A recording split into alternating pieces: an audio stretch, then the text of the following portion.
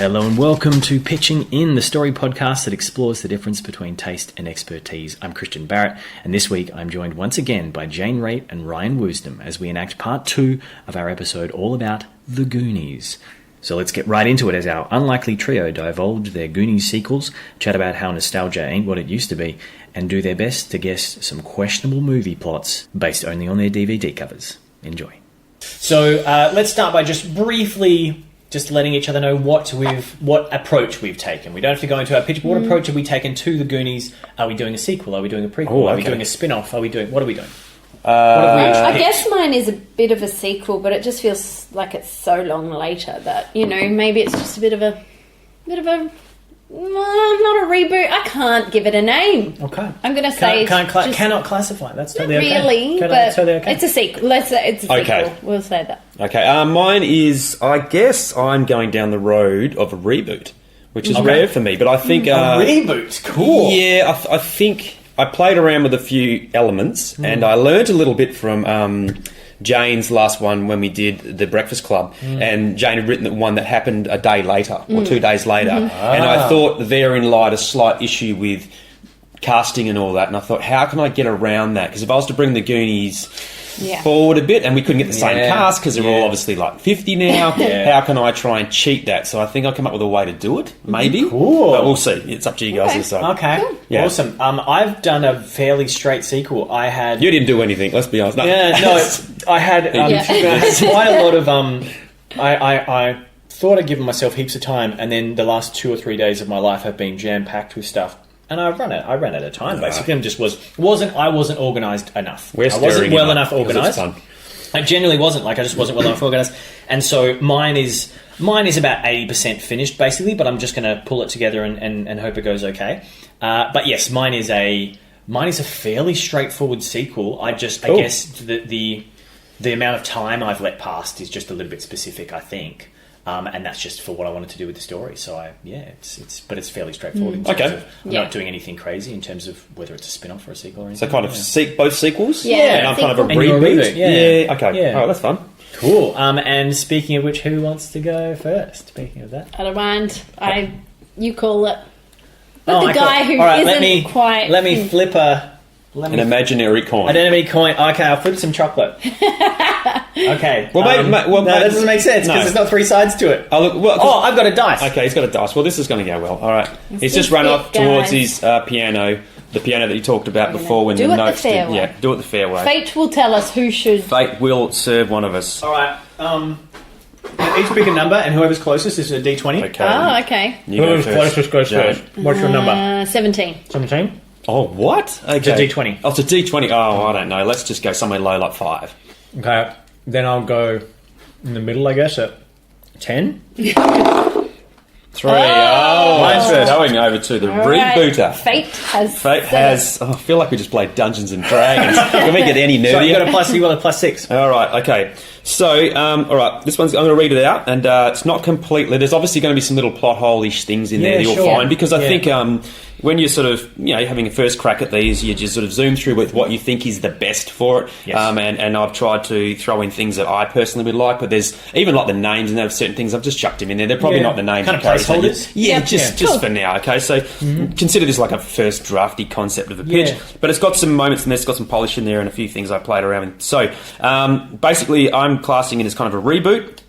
But the reason behind it's to sort of... so there's a reason behind it, so stay with me. I'm going to move the Goonies into their teen years. I know they start around about 12, but I'm going to push them to like 15 or 16. So I'm going to make them older. And by doing that, I think it allows us to recast those roles because they would have changed physically a little bit by look. Because I don't want to like have a new Goonies. I don't want to have like a different bunch of characters in it. I want to still see Chunk. I still want to see Mouth. So this is rare for me because normally I get rid of all the characters and restart, like with Ninja Turtles. But now I'm going to keep all those characters. So I'm going to move all those guys into their teen years. Okay. I think if I do that, it'll still keep us somewhere either around the 80s or the very early 90s. Because if that was 85-ish, yes, that was 85. Okay, so I don't think they actually say... Do they say in the film what... I think they say it's 85. I don't know. They don't actually say. So you probably have a little bit of leeway. Yeah, so maybe late 80s would be... So, and I didn't really want to do it so it's linked to anything like Stranger Things. No. I just did it because I thought it's the way I can use the characters that we've already had and established and play with those same characters. Because realistically, this is a one-film deal for Goonies, so we've never really seen them in a sequel or anything. We've never seen them again, so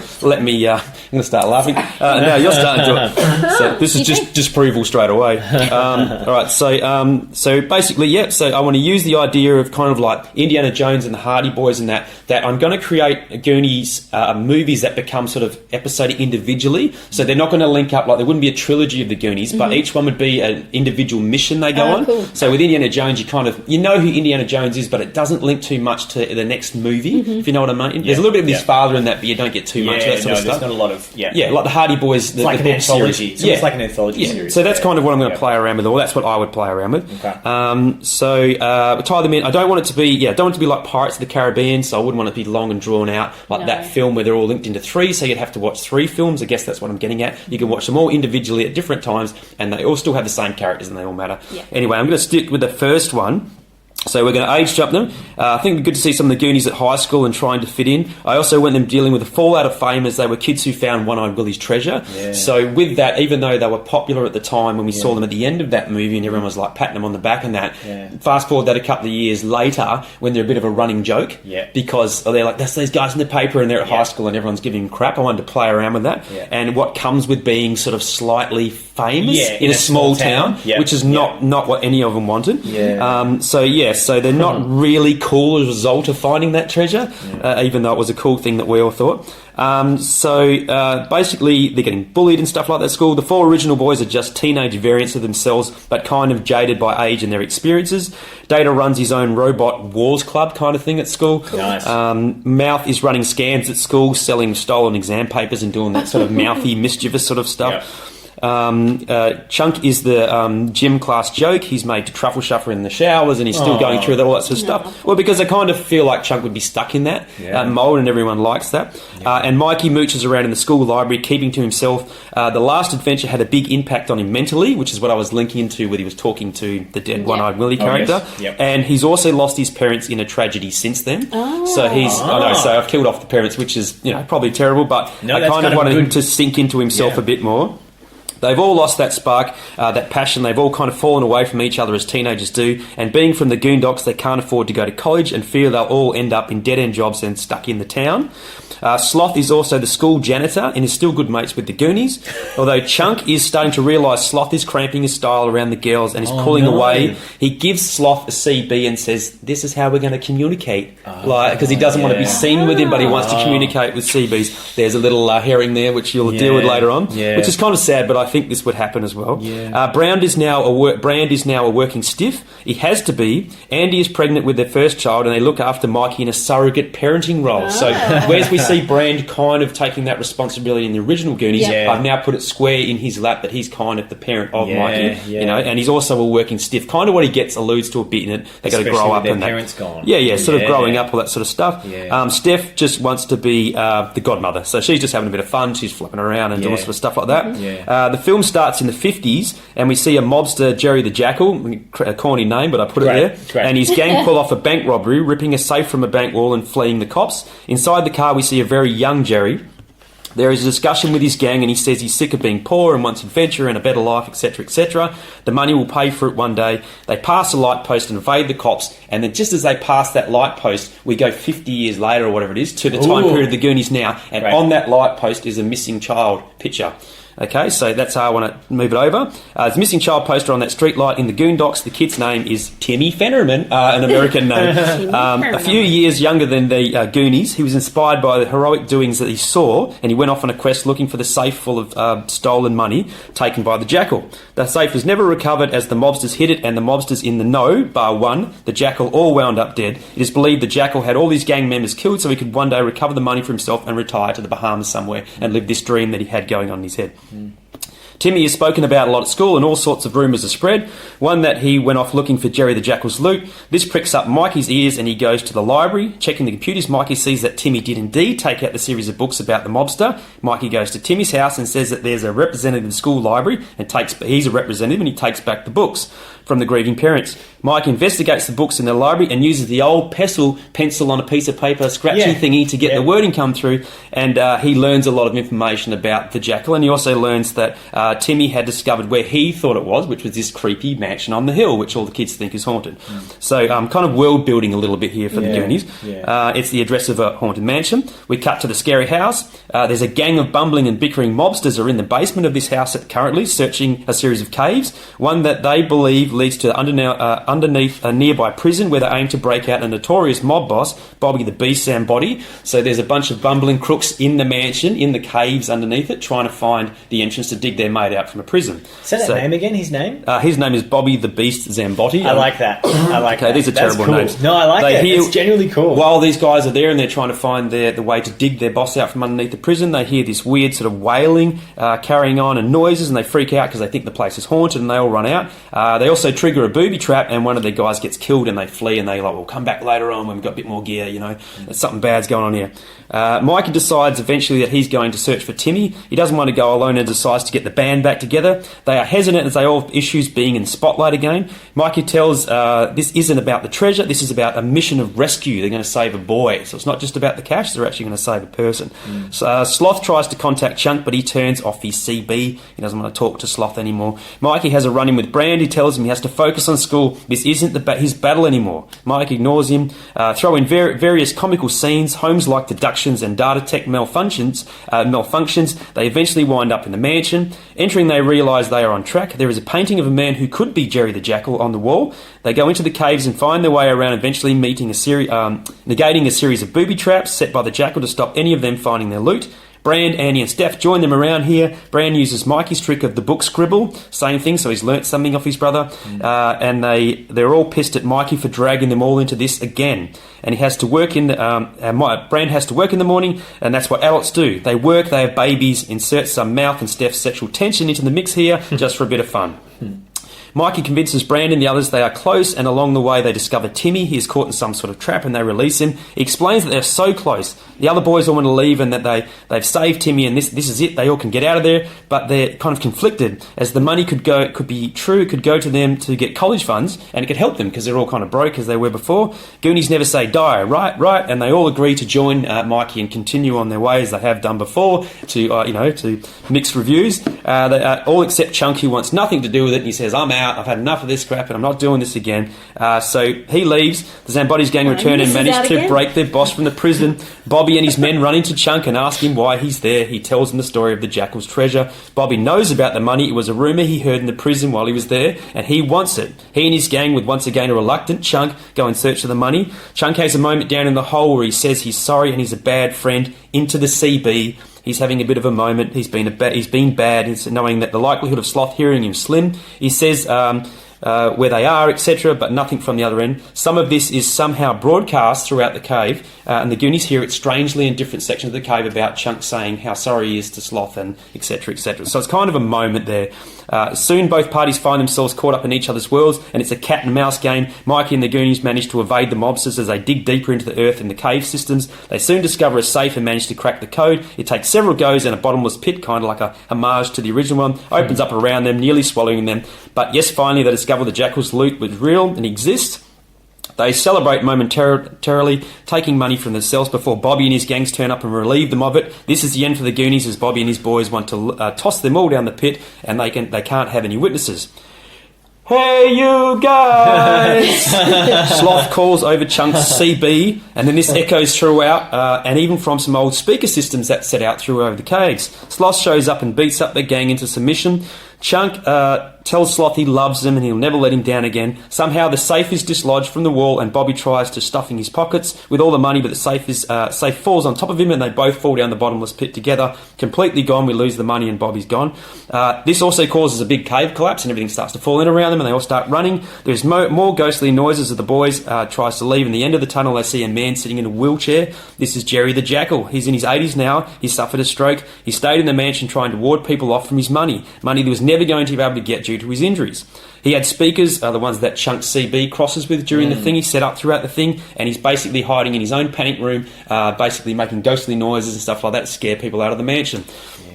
So it's all linked into that sort of stuff. Timmy, they have their money. He's a very sick man. Timmy digs into his pockets and they find some money. It would be enough to put them all through college, but they give it to Jerry, hoping he'll help him with his medical expenses. Mikey says Jerry was a Goonie like them. He just got misdirected in his life.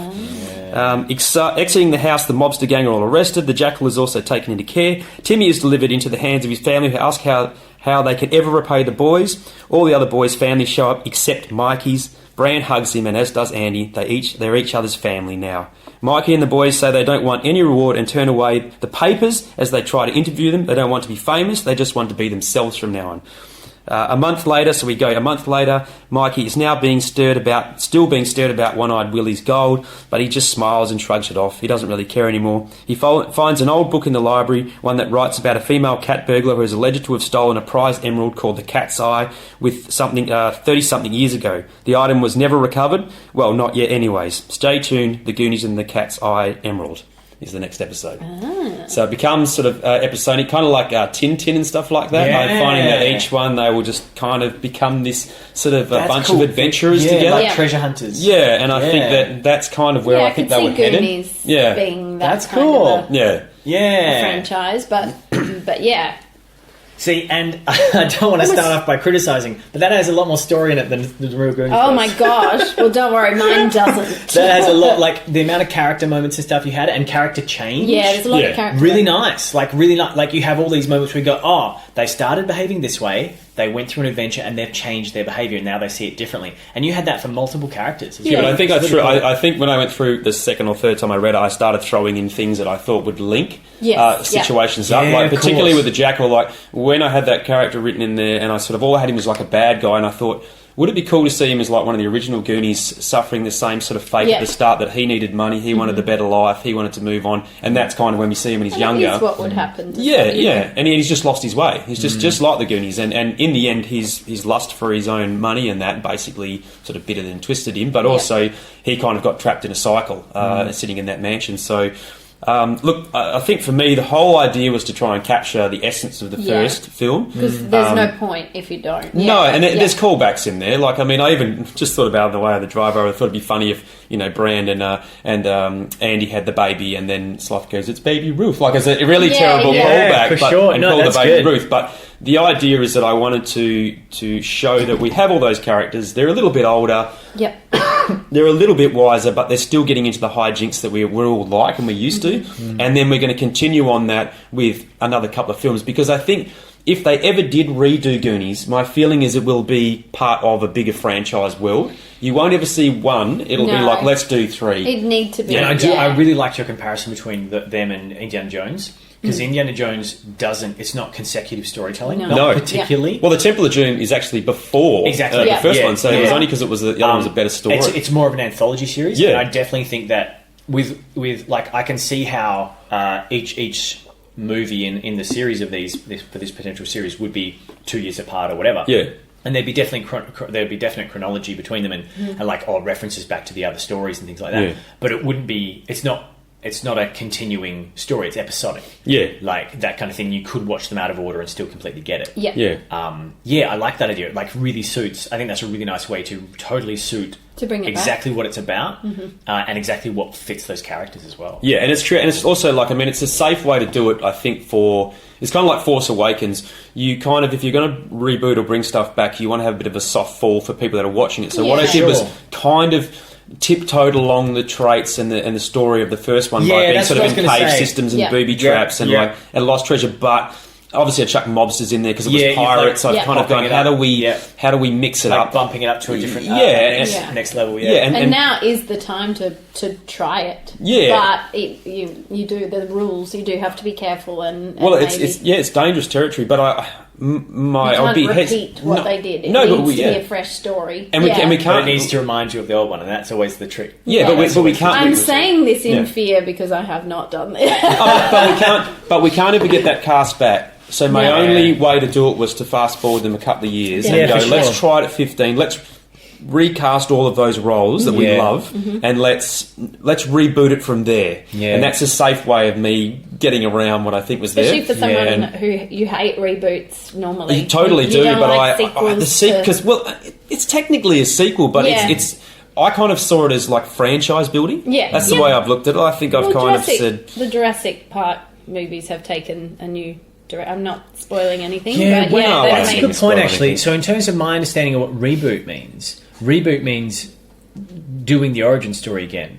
But yours is like a sequel boot. Yeah, I guess. Do you know what I mean? Yeah. Like, but that's just how I thought of it. Yeah, I'm not maybe saying you're that's right. It might the be hard classed written as a rule. slight sequel. Yeah. Do you know what I mean? Maybe it's not, to start with, because and it then is you using build because it is using that as a that exists in the old canon of its story life kind of thing. Well, I'm also trying to create it so that we're not linked too much to the first one. That we'd have to watch the first one by bringing him into the... Yeah, I do think what you've done is the right. Yes, I do think it's. I think it's a very good, like marketing wise. You've landed it right in the good spot. I think. Yeah. I mean, it's a little bit of playing it safe in that, but that's. I think. But I think I think that's fair. Yeah, I think. I mean, I feel like when I've written a lot of these, I kind of sometimes play it safe, and I think that. But I try to picture the way that I would pitch that film to execs, and then if I had any chance of, if someone said to me, this was say it's a legit pitch, we're going into a company, and they said, please, can you find a way to redo Goonies? I'd be like, this is the way I think it would work to give a little bit of fan service to all the people that like it, to restart it, but also to build the franchise, because I think the way that cinema is nowadays, they are all based around big films. They want more, and I don't want to ring it out. And I don't think there's anything cynical. No. I mean, this is an extended conversation that we could have another day, but I don't think there's anything cynical about understanding what people are going to like and what they're going to appreciate, and then writing to that. Yeah. It's cynical if that's all you do, and you're just trying to make people happy and just trying to get tickets, just get tickets. It needs to come from a part. It needs to come from a genuine part and go, okay, well, I'm going to start somewhere familiar and then add other elements in that are going to enrich it and make it more than just a ticket seller. Like Sonic the Hedgehog, the fact that they are going back to the drawing board. That's interesting. Yeah, the story obviously is already there. Yeah, but they didn't like the character. So, but that was just by the general public saying this is trash, and they've gone, we're stuffed up. And I reckon they'll do the same thing with the story. There'll be reshoots galore. Yeah. I mean, we've seen all this, same as with Suicide Squad. It's like sometimes the fans nowadays are so demanding or can have such an impact on what you're presenting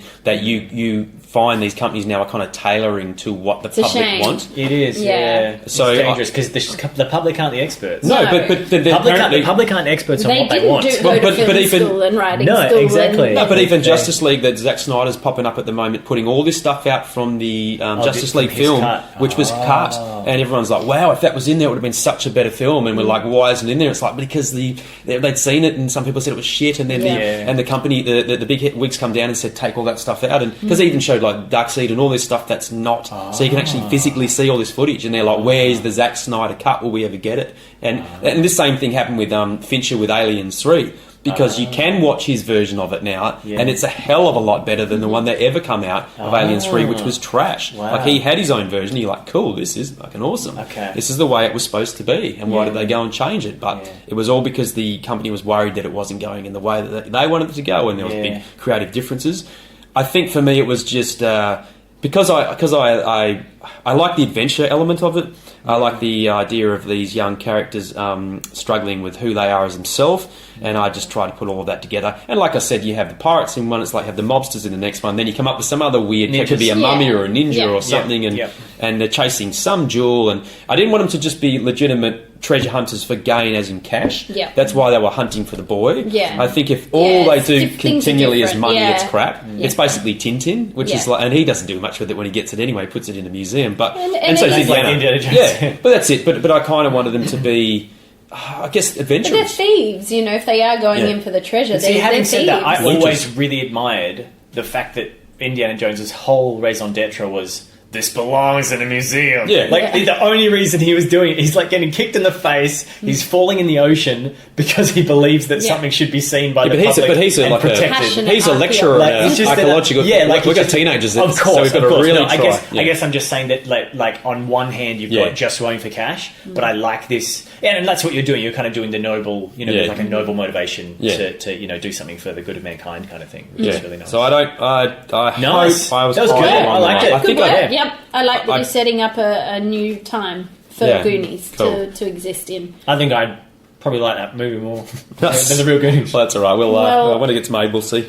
We'll see what this review is. I'm nervous I don't know if am I next or is it? If you want to, I reckon you should go dice next so that... if you want to go, and then I can be the letdown at the end. Okay. No, I think it might have been at the start. Because I say this might be finished as far as, there's a beginning, a middle and an end, but it's not anywhere near a first draft. This is an idea. That's okay. And I've written... We're at a writer's table. It's fine. It's scripted as well. We can do it. So I'll be reading...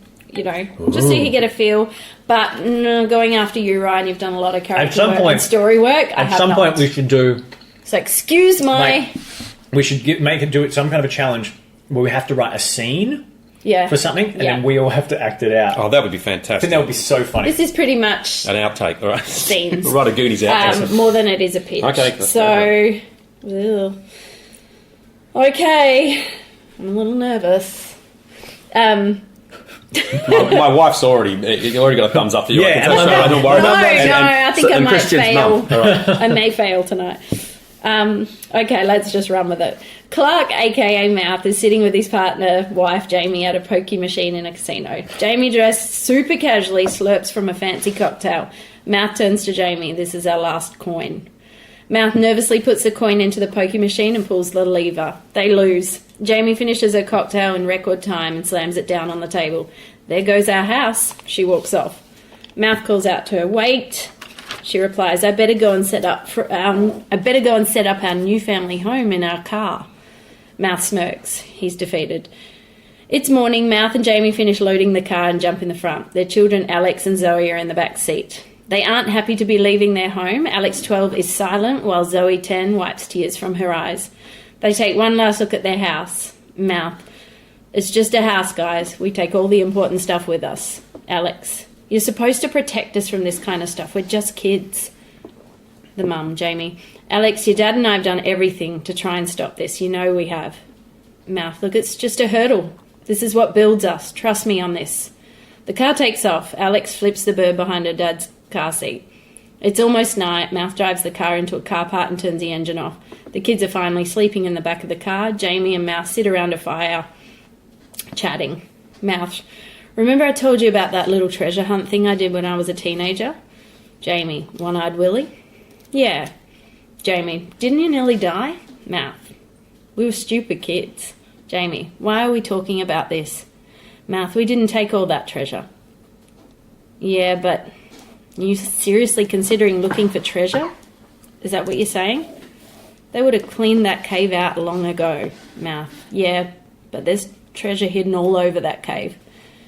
Clark, you can't be serious. All we need is a handful of those gold coins and we get our house back. Alright, cut to. Jamie and Mouth are standing at the entrance of an underground cave. Mouth opens a text from Mikey. It's a picture of the original map.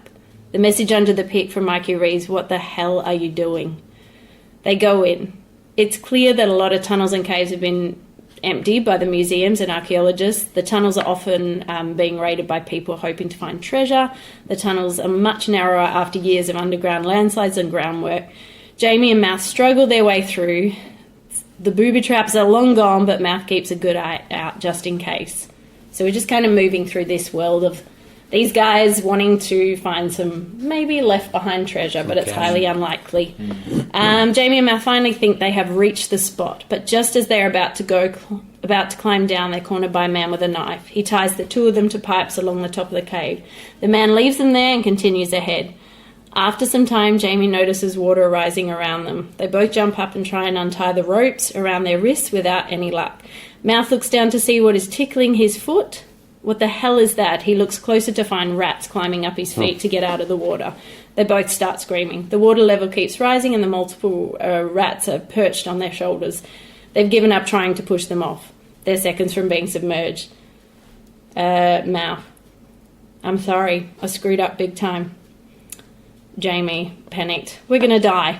Mouth. I'm an idiot. I should never have suggested this. Jamie, shut up, you idiot. I could have said no, you're not my boss. Maybe I wanted an adventure. Maybe I wanted to be the one who saved my family. Mouth, okay, we're both idiots. We didn't save our money for a rainy day. Jamie, funny. The water keeps rising along with the rats. They notice a torchlight. Hey, you guys! It's Mikey and Shunk here to rescue them. Okay, it's getting a bit cheesy now. Mikey, I knew you'd do something stupid like this. I should have known better than to text you that map. Need some help? Chunk and Mike untie them. They climb out of the water. They climb out of the water and make their way to the pool. All in scuba. Oh, I did miss out a bit at the start. They borrow scuba gear from Mouth's wife's brother, who also looks after the kids. Sorry. There's a deleted scene. There's a deleted scene that you'll see 25 years later in the DVD extras. Still don't want it. My bad, sorry, that was up the top in the explanation. Okay, all in scuba gear, they dive under and start exploring. There isn't much left. Mouth strays away from the group without realising. He encounters another diver who swims at him fast with a knife. Oh. Mouth swims away, kicking the diver. The diver drops the knife. Jamie notices and swims down to grab the knife. The diver backs off. Mouth notices some kind of doorway on one of the cave walls. Mikey and Chunk finally join them. Mouth swims over to the door. They pull on it, but it's padlocked. This is all underwater, by the way. Mikey gestures to them to all move back and uses his tank to break the lock. It works. They swim into the cave. There are small chests covered in seaweed and barnacles and whatnot. Mouth smashes the latch on one of the chests to open it. Inside, as hoped, are gold doubloons. They've done it. The room begins okay, so the rocks fall apart, similar to you, right? There's a rumble, and rocks start falling. It's clear that this untouched room was in fact booby-trapped. The doorway starts filling in with rocks, debris. Mikey just makes it out. He desperately tries to move the rocks, but they're too heavy. Mouth and the rest of the crew frantically look around because they're trapped in the cave, looking for something to dig their way out. Mikey gets out of the water and starts looking around the cave for something to get the crew out of the cave. He stumbles across some old dynamite stashed in one of the cave walls. It's risky, but he lights the fuse and chucks it towards the block cave. There's an explosion. Mikey waits, but nobody surfaces. Panicked, he prepares to jump back in when suddenly he notices bubbles. It's the crew. They're okay. They all get out of the water and lay down exhausted. Mikey, we haven't learned a thing since we were kids. I just threw a stick of dynamite right at you. Mouth, well, it worked. We're out. Mike, barely. Jamie empties her pocket and throws a handful of coins on the ground. Mikey, no way. Mouth and Chunk empty more gold coins from their pockets. Mikey laughs, crazy bastards. Mouth, dynamite? Mikey, I panicked. It's morning. Mouth drives the car into a carport and turns the engine off. Jamie and the kids are sleeping. Mouth, we're home. They're back at their old house. They open their eyes to find themselves back. Their old bedrooms, everything's there. The camera pans out, revealing a massive yacht, jet skis, a Lamborghini, a Range Rover, and so on and so on. That was my 80s ending. Oh, so they're all rich. Oh. That was my 80s ending, but now I'm going to scrap that idea. Yeah. And they've just got their house. Okay. Let's get rid of the Lamborghini. What did you say? There's a yacht, there's a Lamborghini, what else is there? So the camera there's pans a out. basketball court. It's their house, their normal little humble except, home. Poof. But then it comes out further, and there's a yacht, a Lamborghini, some Range Rovers, jet skis. Range And then Rovers, they break out into a dance. Yeah. Like, dance. Okay, so guys, that's my sad attempt at trying to No, create... that's not sad. Yours is different, man. That's really different. That surprised me, actually. But with character... Well, notably, characters missing. A lot of characters missing. There's one or two from mine as well that are missing. Okay, well, that's cool. Yeah. No, because I was expecting... I was going to talk about it, but I didn't. I just thought, I'm just going to leave all these holes because I need to look at it and see what I would do with Bran and with everyone, really. I probably have them all come back, but I just wasn't ready to introduce... Well, because it's a tough one because there's so many characters. Yeah. Even in the original Goonies, there's so many characters, and they kind of already know each other and get thrown together. So my issue with the sequel, and I think you would probably be the same, Jane, of what I've seen is how do you get them all back together? Like, how do you bring the band back together? And I kind of thought that's why I did the thing with Brand and that. Yeah. But you left them out. But I think it hasn't weakened the story. It's kind of left. No. It would have left question marks for viewers going, "Oh, where's Data? Where's?" Yeah. But they could still be in it. They could still be in it. Yeah. I definitely wasn't ready to commit to bringing them all back. But it's funny because I started typing yesterday. This began, and I just typed in Mouth. That's the first thing I was trying to. I did like that that focus on him? So I just called it mouth. I just couldn't quite. So I stuck with it, and I thought this is not normally my style because I don't like leaving things out. Yeah. But I just didn't have. But I mean, there are choices that are as interesting because of what you leave out. As true. Because of what you Yeah. So yours is almost as well like Christian's was last time. It was like a character study of one little, individual. yeah, that's I and that's what I I like And just that. that idea of home, losing a home and what it does do to you as a grown-up, not just as a kid. Yeah. And seeing the adventure for a grown-up to go on rather than the kids and isn't to it go interesting how, in terms of the plot and kind of the motivations and stuff, that's a definite callback to this. To I'm pointing to the DVD to the original. Well, it was the issues they were having in the first one with losing their houses. Yes. You've then got them older doing the same thing, which is great. But the approach that they're taking and the way that's addressed is different. Do you know what I mean? So I like how, because in Ryan's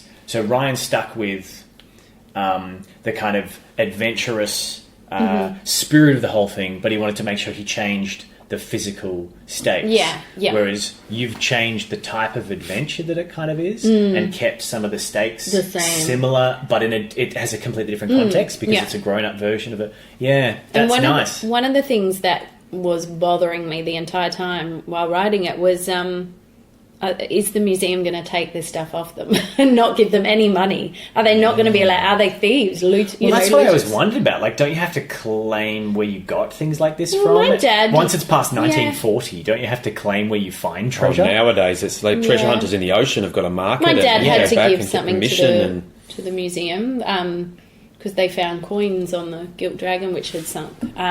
So you did have to, and he had to give them back. You couldn't keep stuff like that. So the only thing you could link to what they did in finding that extra treasure is that they got money through fame. Kind of like what they do. They get that nowadays. If you were the treasure hunter and you found that, the media would be all over and you could do interviews and make thousands of dollars and be the person that rediscovered the treasure. So fame, you can still get money legitimately, even though you don't have ownership over the bullions. You can you could still use that as your art. So that played on my mind. The thought of will they get to? Can they? They'd have to go through the black market and then they'd be criminals. So because you can't go and expend that money in the shop. But having said that, I like the idea of a criminal of a Goonies on the run kind of story. Yeah, I like that idea of Goonies becoming criminals. No, because then that darkens that because they're too nice. No, but like mistaken identity criminals. Okay, where they don't mean to, but they're looking for something and people think they've stolen the thing they're looking for. Okay, well that can go into mine then. I'll add that to mine because it can be a completely separate movie. Yeah, because it would link in with mine where each movie's slightly different. They could have that in there. They could definitely. I'll steal because your idea. that could be kind of cool because then it's like the idea of Mikey and his innocence and his naive. Like we're going on adventures. Like other people don't see that. Yeah. And he's a grown up and people go, no, we think you're nefarious. You're up to the schemes and stuff. He's like, oh no, sorry, I was just trying to do the right thing and find a cool thing. And he's like, they're like, no, we're going to get you now. And he's like, oh shit. And so then he has to get there before they chase him down. Like, that could be really cool.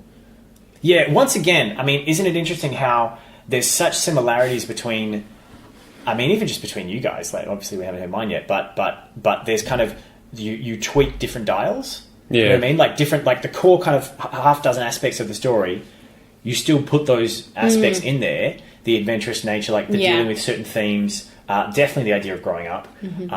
But it's like what you decide to emphasize, I find really interesting. And again, I've got some big similarities with both of what you've done. Well, it's what you rip out of the movie yourself, and I feel like that's what I mean. It's making me go, oh, you guys see this movie differently to the way because I do. because I watched like, also on the Friday really cool. night, I looked at it with very much fresh eyes. Yeah, and because this damn podcast makes me look at things now deeper than I probably should, which is good. I know. You should. I know this. You're just going to annoy you, but like it's hard now to watch. But I can watch new films, but when I watch the classics, because I'm always like, what am I looking for now when I look at this? And Goonies, I was looking at, but I learned a lot about Goonies, which I didn't know when I watched it again this time. Particularly about the losing of the Goondocks and the property and all that stuff. I was like, wow, that's okay. There's a lot there. Yeah, all that stuff that I wouldn't have picked up on. No, as a kid, you would have been like, he gives a shit about I losing guess houses. their house is bad or something? Okay. Get out in the hole and look for treasure. Explode or something? Okay. Get out of there. But it's what you take out of it, and I think what I think Jane and I have done is kind of done the same thing, but at just completely different time periods in their life. Alight that whole nostalgia,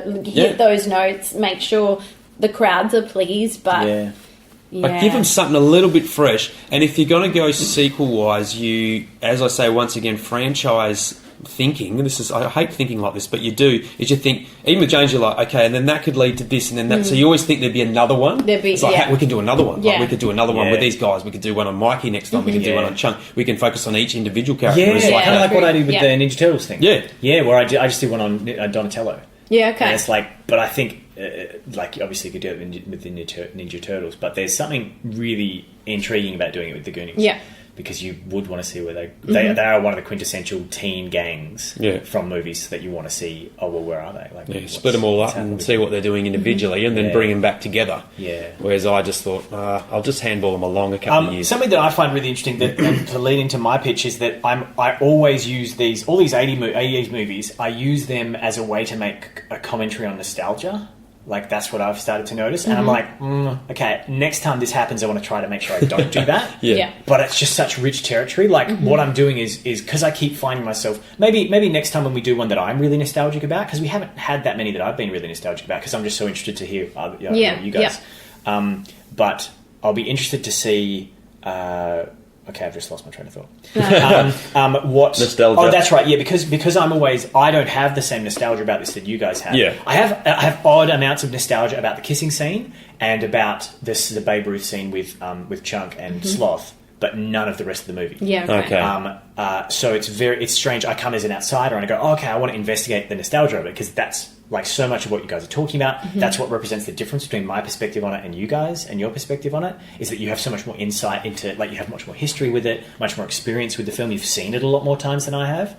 And yeah, so mine is a pretty much straight... So go lead on in. This is sequel. your lead in, Yeah, mine's a pretty much straight sequel. I just actually, before I go, what do you guys have a title for yours? You said kind of mouth. Well, it was just kind of, is that just kind of what it became about? Like Mouth of the Goonies or something. Like, what would you have a title? I don't know. I really just stuck with mouth, and it's not right. I know it's not right. Do you have a title right? Yeah, well, I just because I just called mine the Goonies and the Jackal's Loot. Yeah, cool. So I was going to, and then because the sequel would be the Goonies and the Cat's Eye Emerald. Yeah, cool. So, and I think the first one would technically be the Goonies and One-Eyed Willie's Treasure. Yeah, like that. So I've kind of given them all individual. Because when it goes into the box set, that's what it would be titled. That's right. Yeah, but that's how I like Star Wars and New Hope. Totally. New Hope. Yeah, that's how I'm kind of breaking it up. That's cool. Yeah, because I don't know what else to call mine other than Ghoulies. Ghoulies. I don't know what to call it. It's a whole different film. Ghoulies. I don't know what to call it other than Goonies 2. Like that's I don't. Yeah. Okay. Same. I would have. Well, you're straight up sequel, so yeah, it's just a straight up sequel. So it's Astoria, Oregon, 1995. 22-year-old Mike works at the local rundown museum. He's trying to live in the past as a tour guide for people who used to love hearing about the Goonies' grand adventure hunting down treasure in the town. But they laugh at Mikey when he proudly says he is one of the original Goonies, and they ask why he still hasn't left this town. They say it's a pit, and they're glad it's being torn down and rebuilt to make way for new industries, new people, and even a new museum. Mikey isn't so happy about it. Mikey's going through the old stuff in the attic of his parents' house, where he and Brand and Andy now live, with Brand and Andy's 2 young kids. Oh. As they reminisce, as Andy and Mike reminisce in the attic over their adventures with One-Eyed Willie, Mikey admits to Andy that he still loves her. Aww, and she says the triangle. She says they could never be together. It's not like that. She says, and Brand comes home from his failing fitness academy store and its closing down sale, and goes off at Mike for living in the past and kicks him out of the house. Not sure if it's for good or just for the day or for a night or whatever, but he kicks him out. So upset and going back to the museum where he works for one last time, because it's just they're running out of money, they're going to have to close it down, Mike stumbles across a note on a message board of one of the websites that he visits, because he's up with the Times. 95. Yep. And it has coordinates and a pixelated photo that Mikey soon realises looks exactly like the Inferno, which is One-Eyed Willie's pirate ship. He decides he has to find it.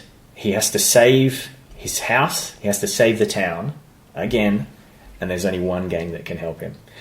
So Mikey heads across state to find a very large young man living above his uncle's garage on the interstate. Ever since his hero, the gentle giant named Sloth, died several years ago, this young man has done nothing but lift weights. And now Chunky's not chunky. He is a big power lifter who just wants to be like his hero Sloth. He wants to be a hero, so he agrees to go with Mike. right away. Meanwhile, Mouth is living down the coast, blitzing his pre-law degree at Stanford University out of Palo Alto. He gets everything he wants with that Mouth. He gets clothes, cars, cases. He seems to have everything. So Mikey is surprised when he puts it all on hold to go and join the Goonies on their latest treasure hunt. Data went travelling after high school and just disappeared off the map. So the Goonies trio set off without him on their adventure to find the coordinates and the old ship in hopes that it still has all that other gold on it after all those years. They use their wit and their skill and Chunk's size to hire a ship and a crew, and they set sail across the sea. But all the while, Mikey seems fixated on making things the way they were. He babies Chunk, talks down to him, and expects Mouth to do all the translating and calculating while he sits up the front of the boat and dreams. But when it turns out the crew are a bunch of crooks, and Mike was totally naive in hiring them, Mouth and Chunk have to talk and punch their way through a brawl on the high seas. And they basically kick all the crew overboard or tie them up or whatever. And then this leaves the ship... Walk the plank. Or walk the plank. Oh, yeah. And this leaves the ship with only the Goonies trio to sail it through a storm, just like real pirates on the high seas, that takes them across the Pacific Ocean towards a set of island off the Russian coast. They barely make it. They make it through the storm, just barely, and they crash and they're shipwrecked, not sure where they are. And they begin a hopeless trek along a desolate and freezing coastline. And just when they're about to die of thirst, they find exactly what they've been looking for, One-Eyed Willie's ship, the Inferno. It's sitting on stocks at a jetty, being appraised by maritime researchers. They're kind and they give the Goonies food and water and allow them to look over the ship. It's in perfectly fine condition. It's a very interesting historical discovery, in fact, but there's no treasure on it of any kind. The Goonies feel hopeless. Mouth and Chunk are so disappointed in Mikey. He's let them down again with all these false promises. And he hasn't even been their friend during it either. That was the best part of the Goonies. But now all he cares about is making things how they used to be. He needs to grow up. And then they get captured in the middle of the night and taken deep into a high-tech underground facility where Russian tech pirates threaten to kill them if they don't reveal where the rest of the One-Eyed Willie treasure is. They admit they don't know where it is and say that the other Goonies... If they get killed, the other Goonies will avenge them. And then Data appears and says there are no other Goonies. He admits that he led Mikey here by posting on his stupid message boards. He deserves the treasure more than them. This is Data. All those years ago, Mikey took his little marble bag and used all that treasure to save his parents' house. And now he wants to find the rest of the treasure? What about Data's house? What about Chunk and Mouth? They all had to leave town because nobody used any treasure to help them. Mikey says that he thought they were happy. Chuck had Sloth and Mouth had Stanford. All Mikey had was his brother's attic to live in. And Mouth says at least Mike had a family. Mouth had no one. He has everything at Stanford, sure, everything except love. And Chunk says he did have someone, but then he died. And now all he has is anger and his fists. Data says that Data, was the real hero of the Goonies. He saved them from traps, he saved them from bad guys, and not once did Mikey think to use the treasure to fund Data's inventions. He says the Goonies are supposed to be about friendship, but maybe all the Goonies really were about was Mikey. And Mikey says, it was our time, and now our time is gone. And Data says, no, it's your time that's gone. And Mikey's crushed, and as Data lowers the Goonies into his own torturous invention, a pit of lava filled with sharks who can survive in lava, Mikey says, Goonies, never say, and then all of the Goonies die. And their bodies bubble and sink into a pit of lava as the lava sharks circle. Okay. And as Data and the Russian pirates celebrate, knowing now that their secret is safe, that none of the Goonies have survived, nobody else will know where the treasure is, Data asks if now that they've completed their deal, they can show him where the treasure is, and he'll help them. And they agree, and they say, yep, you stay true to your word. I can't believe they're dead. You can say they say, yep, you stayed true to your word. You told us you would do this with us. You've killed all the remaining Goonies, and now it's just between us, and we can share the treasure between us. Nobody else is going to try and take it from us. So we're going to tell you where the treasure is, and then you're going to use your tech nous to help us gather it. So they explain that the treasure is strewn across the bottom of the ocean in a specific spot, a specific part of the North Pacific Ocean, for several miles, about 100 miles offshore. But they have the coordinates. They just need his tech to scoop it all up. And he agrees, and they set to work. And back home in Oregon, Andy is getting a phone call telling her that Mikey and his friends are dead. And she tells Brand, and they curl up on the couch and cry. And just then, Russian pirates burst through the door and tell them, oh, now they've found all the Goonies. And they get ready to shoot Brand and all of the family dead. and they are suddenly wrenched backwards by chattering false teeth on metal wires, and there stands Data and Mouth and Chunk and Mike, all with pincers of power attached to the frames around their chest. And then the Goonies face off against all of the Russian pirates, all through the rooms and around their house, using all of the old tech that Data used to use to trip, punch, bash, and bamboozle the gun-toting Russians into the police shop and can take them into custody. Brandon and Andy have no idea what's happened, so Mike goes to explain and then pauses and says everyone else can do the talking for a change. And then Data explains that he built the Lava Shark pit hologram years ago. Nobody thought he could do it, but he finished it and made it, and so he was really glad that he had a chance to use it. He was genuinely angry at Mikey, but he didn't really want to kill him. He just pretended in order to trick the Russians to show him where the treasure was. But they've since gone to excavate the treasure and found that it's sunk so far below the silt on the ocean floor that it will take too many years and way more money than the treasure is worth to actually uproot it. So Brand asks how Mikey is with all that. Is he okay? Like, the town's probably not going to survive. And Mikey says, no. Now that Data and me are friends again, Data is like a tech conglomerate now, and he's going to save the town. Because really, he's got changes and all that bad. He's got quite a lot of good ideas. And just because something changes doesn't mean it's bad. He only kept the secret because he didn't know if he could trust Mikey or the Goonies anymore. But now he knows that the Goonies stand for something. And he's even going to build him a new museum and offer Mikey a new position at the new museum. And then that's just finished with, and Data is happy for Brand to work in his new fitness company. And that's all I've got because I didn't finish it. Lava sharks. Yep. Wow, you've created a new okay. So you can see. I think that's enough that you can see what I was going for. Yes. Yes. This idea of like Ryan very low. This idea that the first movie is a lot about Mikey, and I like the idea that accidentally Mikey was very self-focused, and I just think it was my own misinterpretation of the original film, which I didn't realise that, and I guess I assumed that Mikey didn't use that money, the treasure, to help anybody else. Okay. But I can see that that's so he selfishly helped himself. Yeah, because he didn't know that the rest of them were having that many troubles, or maybe like or he intended that, or he hunt. couldn't fulfill that. Okay. Maybe later on, or his dad just said, "No, son, we really need this money." Something in between has happened. Well, there wouldn't have been enough gems there to pay for all the. I don't know. That's what I thought. Depends how old the gem is. Yes, that's what I thought. But I totally, either way, I think you're fair to say. Ancient, aren't they? But yeah, I like the idea of again, it was only half cooked, but I like the idea of them trying to be real pirates. Yeah. I like the idea of them fighting somebody that you wouldn't necessarily expect, like a bunch of Russian guys, and receiving coordinates. Yeah, on early internet was exactly cool. Right, and like a bit of that, like there'd be more stuff like that in there of early technology. Yeah. And Data's like, oh yeah, guys, I've have you heard of mobile phones? Like there'll be some. He's like Bill Gates. Yeah, basically, Early Bill Gates. but he's like big. He's not the biggest in the world, but he's big enough definitely to have built a holographic lava pit and kind I of. love this. But still, with hologram, like in '95, with holographic, like, what would he get to? Yeah. I mean, just talking tech. That's all. Of course. But what I'm thinking is, if you've got the same stretch that we allow him in the 1985 movie, that he can invent things that he's can ahead propel. of the game. He's ahead of the game. I'd put him at least 10 years ahead of the game. Internet was invented way before, And like the amount of grappling power that those pincers of power have. It's ridiculous. They call There's pincers no way, of power. That's what he calls them in the movie. Yeah, they are pincers of There's power. no way they would have that much torsion, that much chomping power. Don't take the movie magic away from us. All that's right, what I'm saying. So I'm just going to go, okay, let's allow him a bit of that. Allow him a bit of that, and a bit of that kind of really silly, charming fun. And I just like the idea of when you grow up, I think there's a natural instinct to kind of assume that other people, that your friends have forgotten about you. Mm-hmm. And I kind of like that idea, but it's actually like, no, they're busy worrying that you've forgotten about them. Yeah. Or they think you mustn't have liked them, or they've just decided to find a way to hold a grudge. Mm-hmm. I think we all kind of had them drift apart.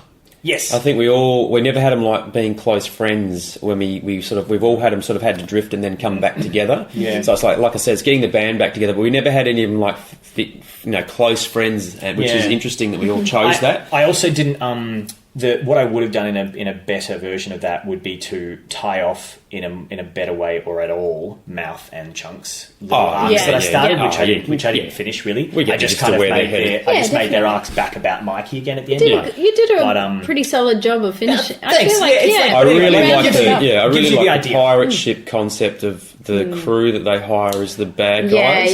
So that links into, and also the idea that the tech pirates, which then leads you into the future of piracy. Exactly, and it's not on the high seas. It's just it's like oh shit, wait, and then but you go oh no, but somebody's going to save you again, and it's freaking Data again, because Data did so much of the work in the first movie.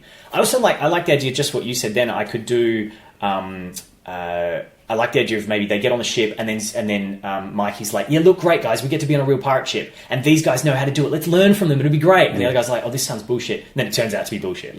Like I like that Mikey still has this thing where he needs to stop living in the past. And by the end, you would have him kind of go, yeah, I probably shouldn't be chasing my brother's wife.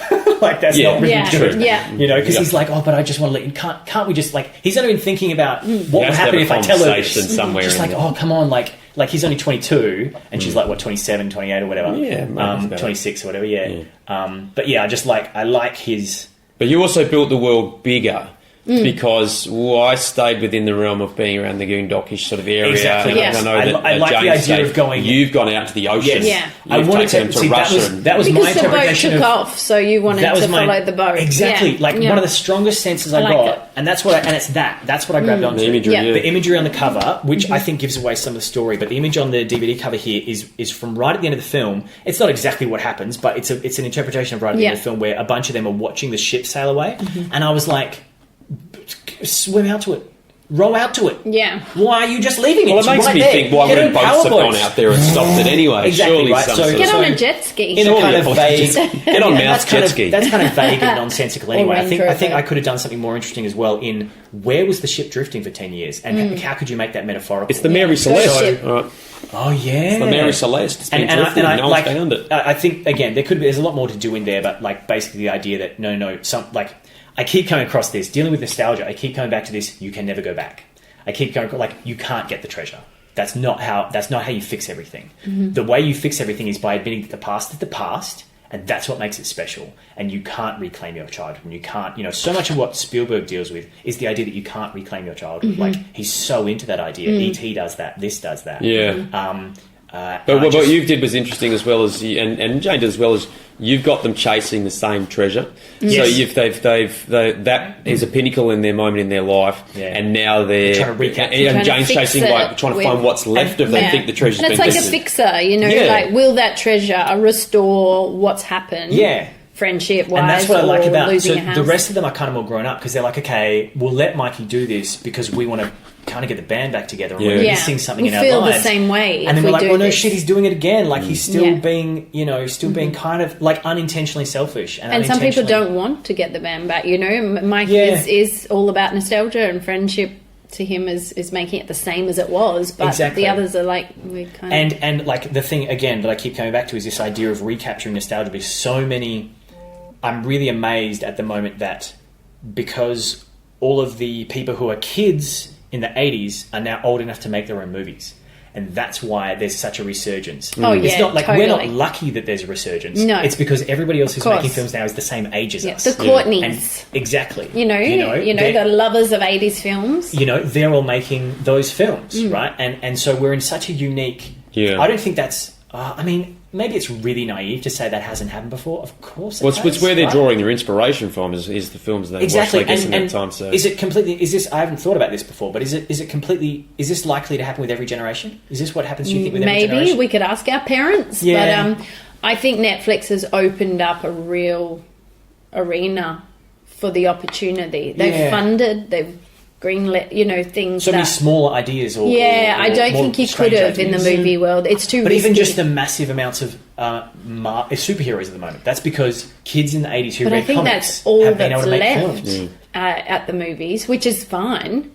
I think Netflix has allowed for these ideas to be given funding. I don't think they would ever have got out had there not have been the invention of these streaming But there used to networks. be smaller companies that were... everything is so much about nostalgia at the moment. The Disney films... I truly think it's timing of 80s kids or growing up and smaller projects being funded, but series as well. Ideas, ways to build characters, ways to grow on the story, have sequels, and keep delivering, keep giving us what we want, especially Ryan and I loving, these films. Yeah.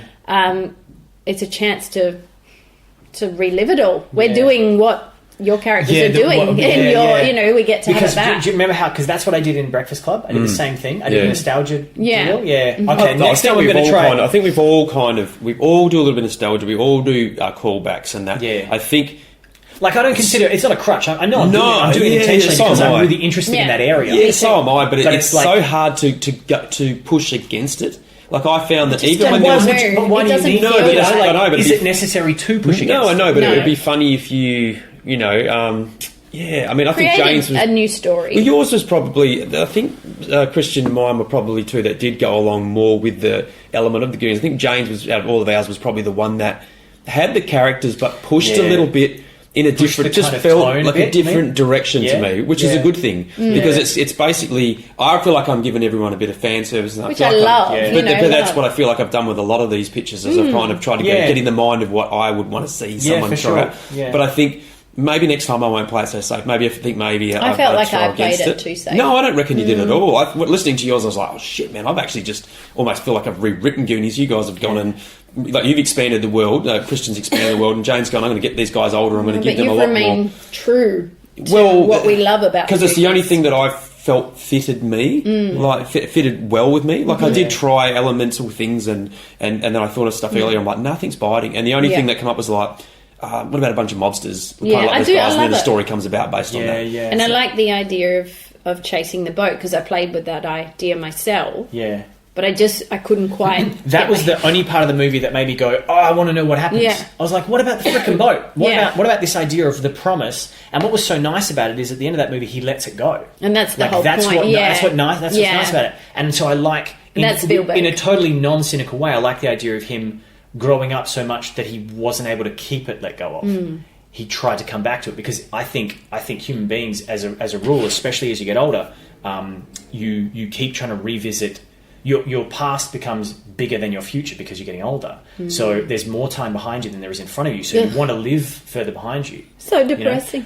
Is this weird? This is depressing. All right. So I'm turning 35 in about a week, right? Nice. And so in my head, I'm hitting middle age. I'm turning 35 as well. Because I mean, wait, unless 40 is middle age, but I consider like 55 to be middle age. Nowadays, live to 110. Nowadays, do you know what I mean? Nowadays, the benchmark of middle age has moved, so it's getting to like 50s. People are like fit and healthy at 50, and people are living into their 90s. So middle age has moved up. Like 40s is just like is the new 30s. Like everything's like changed.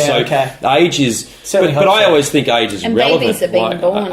That's true. It definitely is. Age is irrelevant, and I think that it's I think what we've all been lucky enough to the way we live our lives and the way that we are as people is we live younger than we are as we age, because our mind, and we talk about this all the time, is that we enjoy good times, and we talk about films, and we talk about great experiences and that, and because of that, it keeps us younger than we are. And just to fill everybody in a little bit, the three of us all work in a similar field, and it's a lot to do with pop culture and to do with young people and things. And so being a big kid. We're very much, it's connected into that part of the zeitgeist, I guess. It's our job to and plus you guys have kids of your own, and so you're sitting very much in that world. Yeah, and I get to relive, and I know that Jane would as well, relive all of these great moments, like watching the Goonies with my kids and seeing them love the Goonies. What was that like? They love it. They love it. Yeah, I mean, the little bloke hasn't watched it, but Hales has watched it, loves it. The girls absolutely loved it, I must admit. They used to love Steph, and they used to quote Steph's line, especially when she goes, that's great. "Shut up, mouth." They used to say that all the time.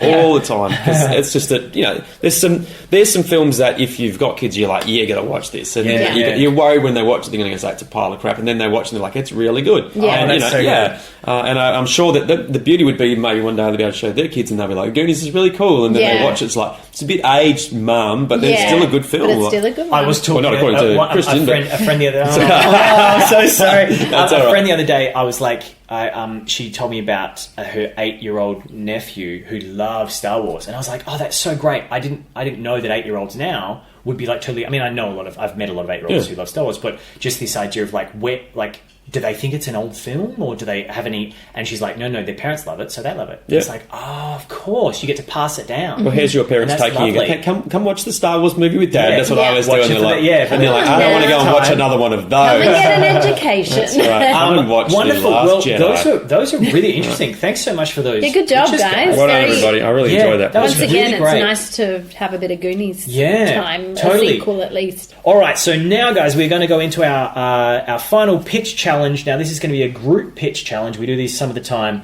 They've had different iterations today. We are going to be... I've got a selection of films that I've seen 3 of the 4. They all look terrible. Ryan says they all look terrible. Do you know so we call this cover charge? we did call this cover charge. I'm I'm not entirely convinced by that title because Neither it am I. suggests that you only get entry into something if you do this game or something. It's I have an no odd idea. suggestion. I did pay $10 to come into your apartment, so I don't know if that's... I mean...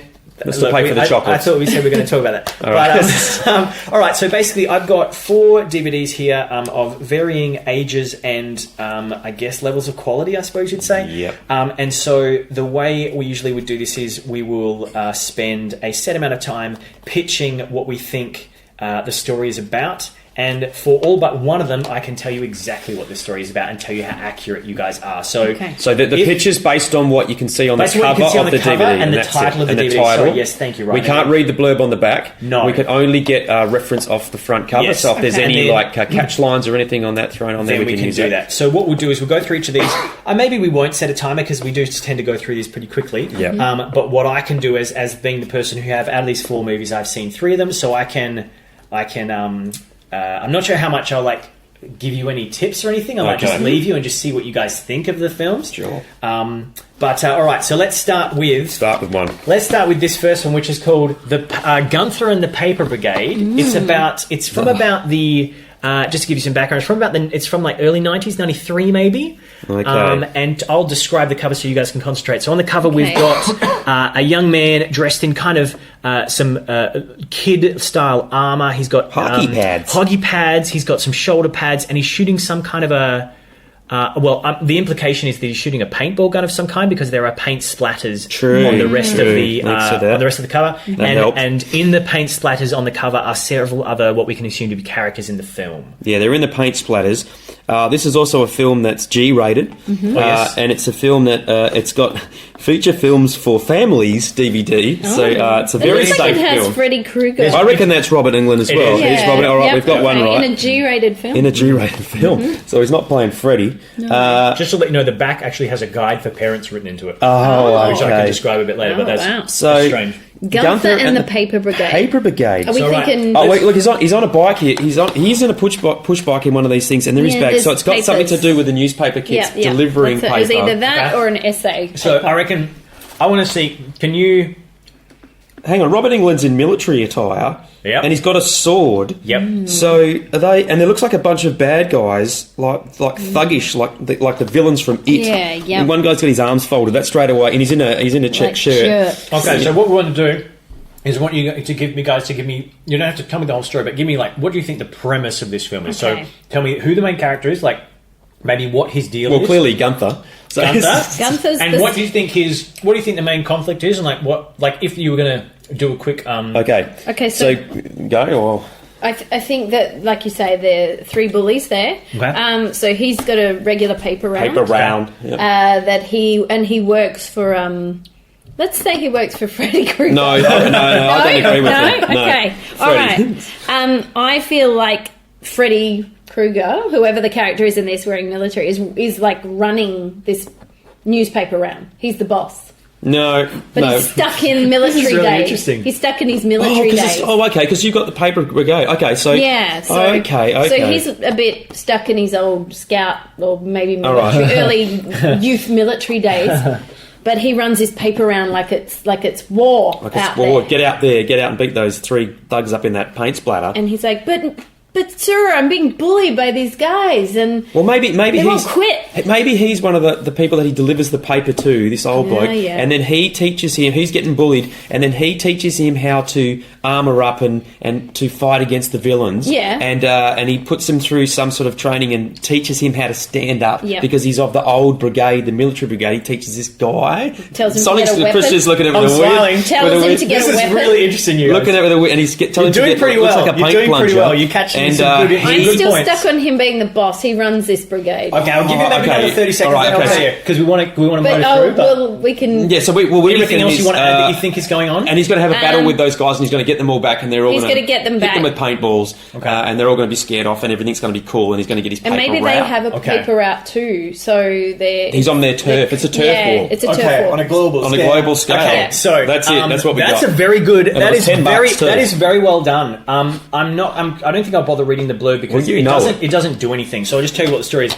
So Gunther comes to a new town. Mm-hmm. He's a cool kid in the 90s. He comes to a small town. He's not a fan of this small town. He doesn't like it. He doesn't like small town ways. The local paper boys try to befriend him, and he's like, oh my gosh, so embarrassing. They're like 2 years younger than me. They're a bunch of pathetic dweebs. Hate it. Oh. But then a lovely, attractive young lady who works at the local frozen yogurt stand shows him that she loves this band, which he loves as well, and so he decides he's going to try and get some tickets, but he needs money. So he agrees reluctantly, and because his dad's pressuring him to get some responsibility, he agrees to get a job. Get a job, son. You're 13 now. You can do stuff. And so he agrees to work with the local paper brigade. Okay. They're not called that. The paper boys. They work with the paper boys.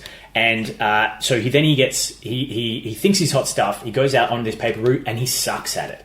The war guy shoots him with paintballs and makes his life shit. A bunch of bullies tease him and do the same thing to his car that gets done to Brand, where they drag him along the bike alongside of his car. Stolen. Totally ripped off. And he just sucks at it. And then after this a while, he realizes G-rated. He realizes he's not going to make any money, and he's like, guys, okay, I need to be humble. Please teach me how to be a good paperboy. And then he works really, really hard, tries to be a good paperboy, and then teaches these kids, these dweeby kids, how to gather together and have balls and like fight, right? And then they end up befriending the old guy, and he teaches them some military tactics.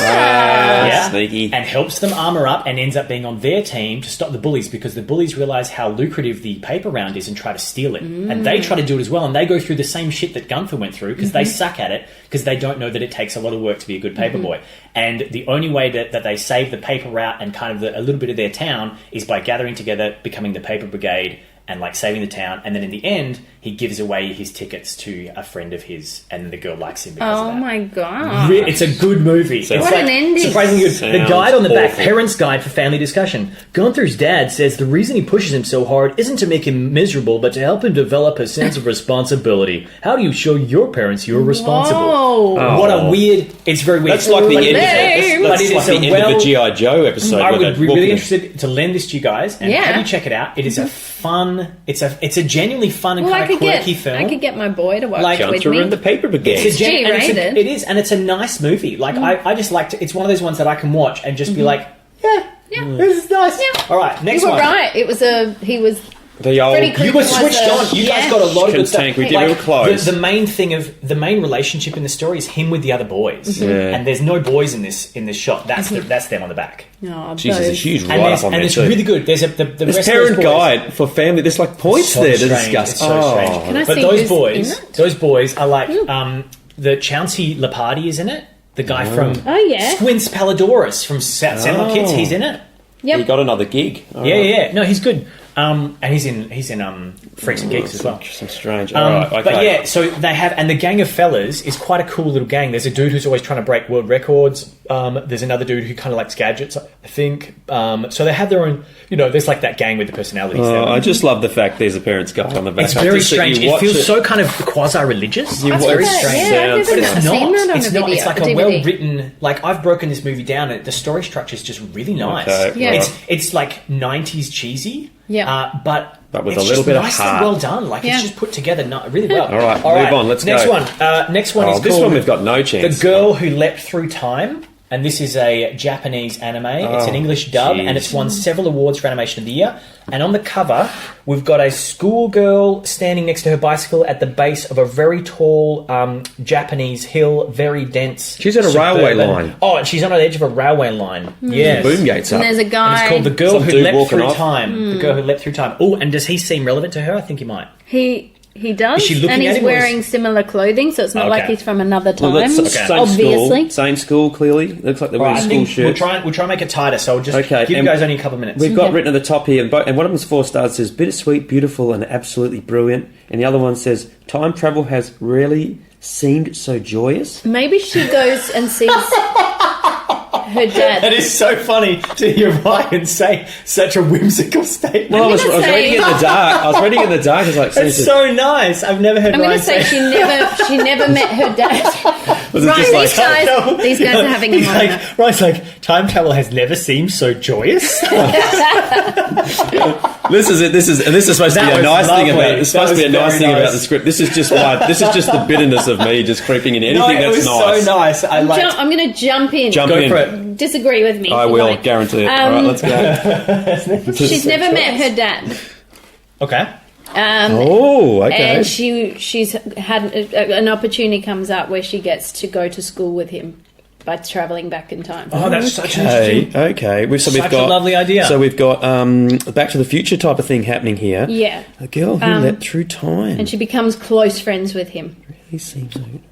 But the sad story is that he actually commits suicide just after she's born. He gets hit by the train that's coming through. Okay, Wow, and what's the that's so rating good. on this? It doesn't have a rating? Oh, it's 12. It's 12 plus. Okay. Oh, 12 plus, okay. Because So I had to get it. I had to order it online because it's not really 12 plus, available huh? in Australia. Goonies. Oh, yeah, true. Hanging in a cell. It's true, someone shot in the head. No one's So it's gone back and basically reviewed PG. it. It's basically PG. Okay, well... Oh, look, I'm lost with this one. I think... It is hard. The cover doesn't give you anything. Girl, leapt through time. And then, but the title is very apt. So the title describes a big part of what happens. Leapt through time. Maybe she was younger. She was younger and she's leapt through time to be older. And to maybe she had a crush on a guy who was older than her, and she's leapt through time to meet a guy that was older I guess than her. leapt means to not stay in the time, though, doesn't it? You're leaping through it. Therefore, did she have amnesia and miss time? Or... Interesting. Well, think about which direction she's leaping as well. Yeah. Is she going backwards doesn't or say- forward? exactly. It doesn't say It if doesn't she's say. going It forwards doesn't or say. backwards. I think mostly time travel works when you go backwards. And if you look at the buildings in the background, they don't look too futuristic. So No. I would suggest that, maybe she's going back in time. Maybe it's someone that's continually living the same day over and over again, some sort of like time loop or pattern. Is there a death? Is death involved? Yeah, and there's a in some train way? line there. Maybe she keeps Okay. getting hit by a train. So, and going back. Tell us. I definitely don't want to give away the ending to this. Okay, yeah. Okay. It's a really lovely film, absolutely beautiful. It does have the speed of a Japanese anime, so it's like not incident, but it's so full of character, really, really sweet and lovely, and yes, very bittersweet. So the premise is that she is a high school girl, kind of, I guess, bored with her life, meets a cool dude kind of from afar. Doesn't really get to know him too much, and then incidentally gains the ability to time travel, but she can only go back. Because going forward requires a lot more energy. So then she jumps back, and she kind of keeps repeating the same day, but she has this kind of growing suspicion that he is going to get killed by getting hit by a train. No, we were close. She is going to get killed by getting hit by a train. She has a suspicion she is going to... Yes, or somebody is. She knows that somebody is. She's worried at him. She's worried it might be him. She's worried it might be her. And to be honest, I can't remember too many more details other than that. Gosh. But and I also don't want to ruin it because it's just lovely. But basically, she's chasing him through time, and he keeps kind of appearing in the different time streams, and she kind of keeps repeating the same great. day. It's really, really nice. She keeps repeating the same day, and I don't want to give anything more away. But that's kind But we're on track. You were definitely, All right. definitely in the zone. With a very hard cover, Very that. good guess. That was very, very hard. All right, Okay, we'll try we and did rip all through these right. last We did all couple. Next, we have He's got to peel off a really bad sticker that says $5. It says $5. It was so worth the $5. It was off one of those IGA carousels, wasn't it, by that sticker? All right, so this is a movie with a big FU written on the front, and it says fired up. Oh, God. I'll let you guys describe this one. Oh, dear, James, I'm going to like this one. Undressed and uncut edition. Yeah. Okay. What? I haven't seen that. 2 guys, 300 girls. You do the math. Ew. So it's got FU and it's fired up. I just did the math. I did the math. We've got 2 goofy-looking guys. One kind of looks like Owen Wilson, but very young, but it's not. It's the guy from one of the CSIs. From CSI, yeah. And they're sort of looking at I presume, a cheerleader who's jumping into the air. Her dress is slightly floating up, and they can see her underwear. Yeah. It's really badly photoshopped as well. Yeah, because they're not even looking at her butt. Not. They're looking past her butt. They're looking at you, right? They are looking at me. Well, I'm another butt. It's got it's got coarse language and sexual references, and there's a little tag thing that says, includes hilarious footage not seen in cinemas. Did this even get a cinema release? I highly doubt it. I think it did. There's an octopus scene in this. I was just about to say that, and I was worried about the innuendo that came after. No, there's an octopus scene. Oh, wow. Okay. So fired up. Fired up. I mean, it's got to be something. Bring it on. That's what it is. That's vibe. it. Yeah, undressed and uncut. That's a very interesting. He looks like the guy out of How I Met Your Mum. I'm going to look up the people behind this film because I want to double check the idea that I have. Yeah, it's 2 guys that join a cheerleading fraternity, and that's why it's a competition. 300 girls, 2 guys, and they either take all the girls on as just a pair of guys and win the competition, or they join a bunch of girls. Or do they dress up as girls? Oh yes. Well, fired up though. Fired up. Yeah. FU. It could be FU because it's a big FU to the system, meaning fuck you, guys can't enter into the system, so they enter it when they beat all the girls because they're really good at dancing. It's kind of reminds me of Blades of Glory a bit with the 2 guys from Blades of Glory enter together. Maybe they fight the system. The girls have taken. Okay. Oh yeah, shall I tell you? So basically, these are 2 footballers who are expecting to go on football camp. 2 jocks, and they've realised that cheerleading camps exist. And they decide that if they really want to go out at the end of their graduation year and just kiss every girl they know that they've ever met, because that's like they consider themselves real ladies' men, is they're going to go to this cheerleading camp. And they're like, oh, but it's cheerleading, we hate cheerleading, it's dumb.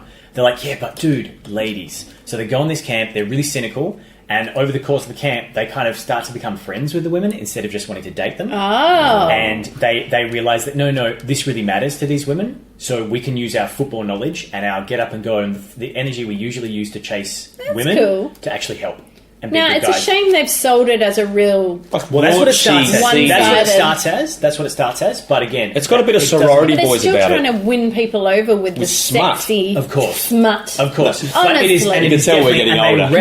They reference Bring It On in it. And there's some funny references to that. It definitely sits in the same zone as Bring It On. Okay. It might even have the same writers as Bring It On. I don't know. It has the same writers as Easy broadened A. Their horizon, haven't they? Same writer as Easy A. So if you liked Easy A, definitely check this out.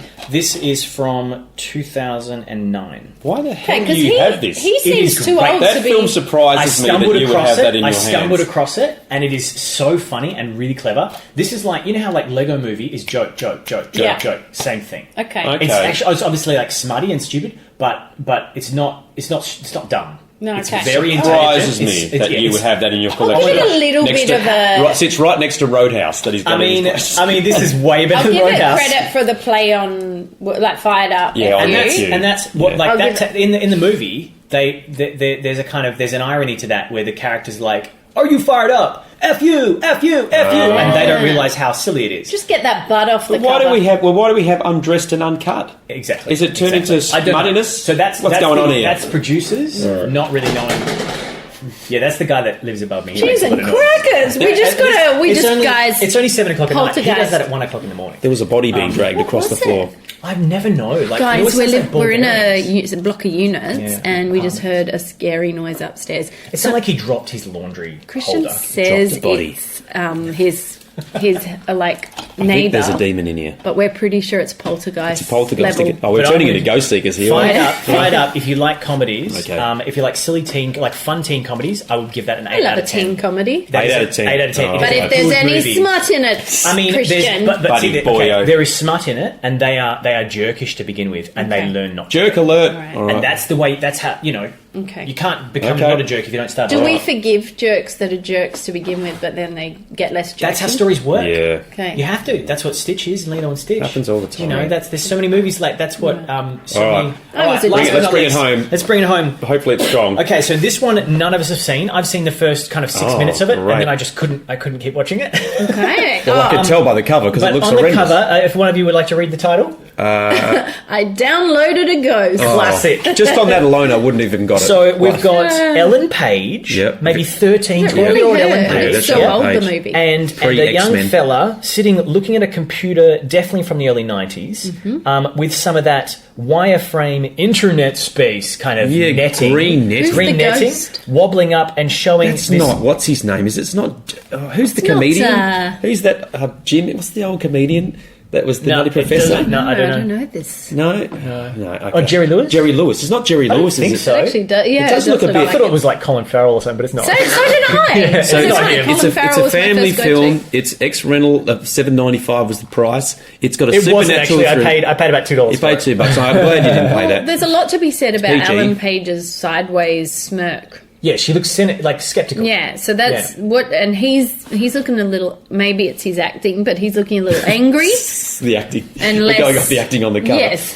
Downloaded a ghost. So this ghost has come Such out a of the ridiculous computer. title. I downloaded a ghost. I don't Maybe- even know how that works. Maybe they have to do an assignment for school, and they look up a guy who's dead, and accidentally spill their tab. Yeah. Can I tell you what I know it is so far? Mm-hmm. She wants a. I mean, yeah, because there's no way you could get this, but she wants a really cool ghost costume for Halloween. Yeah. Because she's tired of competing and failing at ghost costumes. And the I know movie her starts pain. with an homage to Scream, where it's like okay. where there's a voice going, "Do you like scary movies?" Oh. Well, I'm right here, and then she appears, and she's in like a genuinely kind of creepy ghost costume. Mm-hmm. But she's like, "Oh, Mom, I'm just trying to be scary. Come Gotta on, get it and right then, this year." she goes out, hangs out with this guy in the back shed, and he's like a real tech whiz, and he's like, "Well, we could. How else can we come up with that?" She had come up with ideas, and she goes, "Hey, let's look on the internet." And then they go and look on the internet, and that's as far as I got into the story. Okay. But where the hell does the ghost come They check from? out the internet. Oh, what it did cut away to was a bunch of bumbling idiots in a museum trying to steal something, and that's what I got bored and turned it off. Okay. So I reckon they're going to steal something, and maybe they unleash a ghost. Maybe. And then it gets into the internet, and the kids download it. Yeah, maybe. Yeah. But like, I don't even know how downloading a What is spiritual this, the entity- Lawnmower Man for kids? Well, that's the Lawnmower Man is a downloaded ghost. Isn't I mean, it? Something it comes is. out of this the is a Ghost in the hilarious movie Ghost in the Machine. concept. I've never heard of it because remember Ghost I think Dad? it's for good reason. I don't It was remember Ghost Dad. Yeah, but that was Bill Cosby. I mean, And we on all this, laugh. Bring that yeah, name that's up anymore. right. No, we're I not do allowed to remember bring Ghost Well, Dad. we don't talk about him anymore. Ghost Dad. No. Goodness me. He wrote himself out That's right. of pop culture. No more dancing I don't in know. the start Should of we? that Okay, Cosby so show. should we maybe have a guess of what we think? He's looking at me weird. Okay, because I'm trying to think of what answers we'll get from the blurb. Like, I I've don't got think nothing. we'll get. It's obviously they've downloaded the ghost, so somehow the ghost has come through It the says it'll internet. come And the ghost gets overnight trapped and it into their- arrives. The And ghost my gets feeling trapped is in it's- their computer. No, they've downloaded it, so it's come into reality. And my feeling is the ghost, because of the cheesiness, if it's going to be something like Drop Dead Fred, it's going to be a crappy, corny ghost that causes all sorts of hijinks and capers. And these two kids are trying He to just like. looks like somebody's dad. Yeah, but he's That's jumping a out with a big reaction, smile isn't on it? his Well, face. can I just see he's Yeah, wearing yeah. some sort of uniform? It looks like a Hawaiian shirt. Yeah, okay, it is too. It's a poor He's man's an Rick annoying Mail. ghost. I don't even like the image on the front. He's annoying me. He's an annoying Yeah, ghost. and Alan Page needs He's to. so indistinct. Yeah, He's just an like, indistinct hey, ghost. hey, I'm here, and All you've right, downloaded me, okay, so you're I stuck with me. down- There is a ghost here, actually. If you look Loaded. closely, we missed it. Behind the sticker, there is actually a ghost Oh, under there a is sheet. too. Oh, behind the sticker. I'm so Yeah, sorry. So, well, that's yeah. Is I that should've her got rid of that costume? Don't worry about that. But I don't know what that goes. So there is a physical. Oh, I reckon that's her costume. Yeah. Okay. Yeah. All right. Well, let's right. turn to the back because Let's we've got turn- nothing. Okay. Could we change the title to "I downloaded an annoying man"? Probably. Yeah. I mean, you Downloaded probably it. won't be wrong. Sorry, guys, if you could see the picture, All right, you know I what downloaded I mean. a steamy 12-year-old pile of Stella. So we got 12-year-old Stella stumbles across a curious website, ghost.com, There we go. while surfing the internet for ideas for a neighbourhood's haunted house contest. While connected to the site, a real ghost named Winston appears before her, and she's the only person who can help the trapped ghost. Winston, Stella, and her best friend Albert embark on a most mysterious adventure. Oh, there he is on the back. Imagine if our annoying pictures there. were like that. Goodness short. me. It got 4.3 out of 10 on Internet Is Movie that Patrick Database. Mulroney? No, it's not Patrick Or No, Mulroney. his name's Dylan Carlos McDermott? Dylan Alasraki. His name's Carlos Alasraki. Okay. Is that who the ghost is? It was Vincent Carrezza. Oh, it is Vincent Carrezza. Sorry. I still don't even know who that is, to be No, honest. neither do I. But that's Can I just say that the back cover is just as shit as the front cover? Oh, the back is terrible. It's just as Goodness. poorly Alan Page photoshopped. certainly took a different direction. After... It's made by MTI Home Video. Is it Ellen Page? Because look at that image. Is that Ellen Page? It is Ellen Page. I just It's definitely That wondered Ellen doesn't Page. look like her in that Her. image. Yeah, I think it is. And the but kid looks younger on the back than he does on the I front. thought don't know her what's first going on here. movie was Juno. Well, I can didn't just. know she was- I'm not even having not even seen that film. I can just tell you categorically now that I would have just walked straight past that steaming pile of shit and I not saw even it in picked the bargain bin I and would've I was had a like, good chuckle. this would be so interesting. What I I would've had a actually good wanted us to chuckle. do, when I first saw it, James was, taking I a was photo like, of it I was like, for why- reference to watch later. I was like, we should try and take that title and come up with something good. Oh, well, that's a good challenge. Yeah, You know what I that's a mean? good That's a one. great I challenge. downloaded a ghost. Like Oh, Electric Dreams. I like this Remember concept. the movie? Yeah. Yeah. So we should take a rubbish title from a potentially rubbish film. Okay, well, that's a good challenge for next time, and I'd Yeah. be keen to have a crack at that. But mine won't be as fun as this. I would make it very terrifying because being a horror writer, I think it's and as Jane is as well. I think it's the time for us to turn it up a notch. Yes. Get into some horror. I mean, as much as yes. Oh, as my much as I goodness. would, I laugh at this. I'd love to have been in a movie called "I Downloaded a Ghost." Oh, I think yeah. it would be pretty funny. yeah, that'd be great. Yeah, well, So- yeah, I mean, All right, well, that brings us to the end of our quick Okay. pitch challenge. I hope everybody enjoyed that. Thank you so much, you guys. That was very, very cool. And that does bring us to the end of the show as well. We're Wowzers. finishing up another episode of Pitching In. Thank you to everyone who listened. We were dealing with the Goonies this episode, which was wonderful, so you would have heard about that in the first half of the show. We talked about the Goonies and pitched our Goonies pitches. we had our first audio commentary section as Our well. first Yeah. audio commentary section, we looked at some of the behind the scenes, well, not behind the scenes, the sort of outtakes / deleted scenes from the Goonies. And we gave Goonies altogether, our adult score for the Goonies was 8? 8. A 7. Oh, I've lost 7. it. Oh, look at all these And flicking then pages I've got for so sound many effects. pages. There's nothing on them. Edit It's this just out. There we flicking go. pages. Our kid score was 8, and our score. adult score was 7. That's pretty respectable Goonies. for That's the Goonies. pretty great. You know, I mean, Pretty great. I think Christian dragged us down, to be honest, in that score. Yeah, but I always because do. he's not, I always you know, do. I'm But so thank cynical. you never scored to over the the top of us. creators Yes. of the Goonies. I've Yes. never scored over the top. No. No, you're right. I haven't. No. Man, I Thank need you for to. a great film. Yes, thank you Yes. to all those peeps. Thank you. Yeah, it was you know, yeah. Ryan's is better. No, it was really. It's We, really we nice. would like to. Well, we were talking about it before we sign off that maybe we should do a audio commentary of the film. So if anyone had a suggestion, we're going to do like a Yeah. movies night audio commentary. Yeah. This could be that someone could throw a film out there and we could eat some popcorn run it, and watch it yeah. and talk our way through it. So if there's any suggestions Yeah. for a film that Chuck that up as a bit of a bonus episode. That would be quite cool. bit of fun. Cool. Yeah.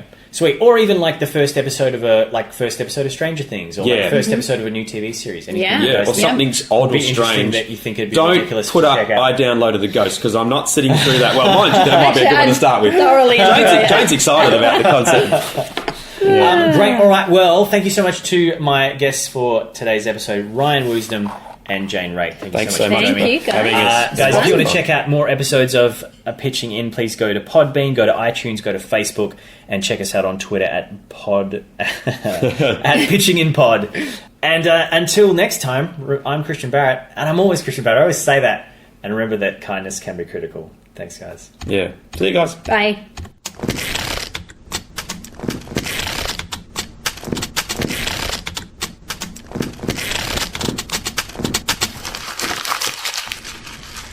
I mentioned that my dad had to give a coin back to the museum. Okay. It was the dad of his friend who died, not my dad. I think I said it Okay. the wrong way around. Okay. But he gave coins, and then the museum came Keep the door knocking, in. and took their coins back. Ah, So it's pretty, nice. probably should be accurate. Yeah, no, that's good clarification. Is important. Yeah.